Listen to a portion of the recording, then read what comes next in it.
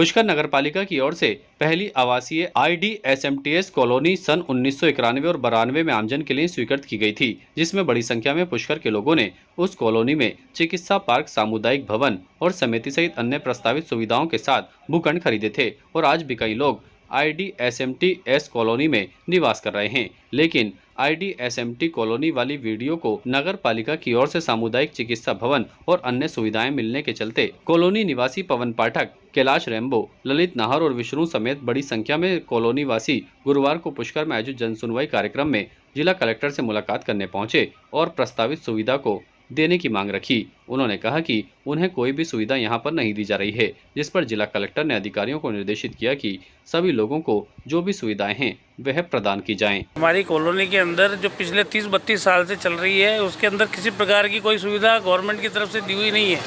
आज उन सुविधाओं के लिए प्राइमरी स्कूल, डिस्पेंसरी, बगीचा और सामुदायिक भवन, इन चारों के लिए हमने इनसे मांग की है, जो कि पहले से नक्शों में स्वीकृत थी, तभी हमने वहाँ पे प्लाट लिए थे। लेकिन आज यहाँ पे आने से मालूम पड़ रहा है कि इनके अनुसार इनके पास कोई कागज ही नहीं है, न तो स्कीम का कोई कागज है, न स्कीम का कोई नक्शा है, न कोई और कुछ है। तो कहाँ से मालूम किया जाए? इस प्रॉब्लम में हम फंसे हुए हैं। अभी कहते हैं आपके पास क्या जवाब दिया पालिका, आप खुद लाओ कागज इकट्ठे करके। अगर आपके पास कोई डॉक्यूमेंट हो तो मुझे दो, मैं आपका सहयोग करने के लिए तैयार हूँ।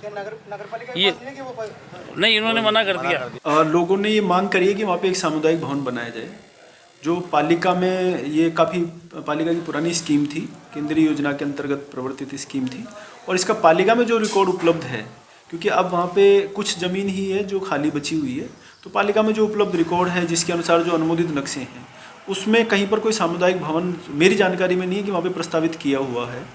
तो मैंने यही उन लोगों ने मुझे ये कहा है कि साहब उसमें प्रस्तावित किया गया था, तो मैंने उनको ये कहा है कि अगर मान लो आपको ऐसा लगता है तो कोई एविडेंस मुझे लाके दो प्रस्तावित किया गया है, मैं पालिका के रिकॉर्ड से उसका मिलान कर लूँगा और अगर सच में प्रस्तावित किया गया होगा तो जैसे वित्त उपलब्ध होगा वैसे उन चीज़ों को। उन्होंने कहा कि यू साहब ने कहा कि हमारे पास पालिका में इसका कोई नक्शा है?